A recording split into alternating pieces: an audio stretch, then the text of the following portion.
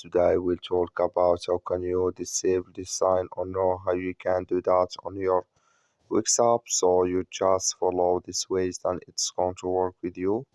All you have to do in first, you just go down, click here on manage down here, just click on it. So then it's going to take you to this list. It's going to show for you like this here. Then you go down, just keep going down, just click here on analytics here.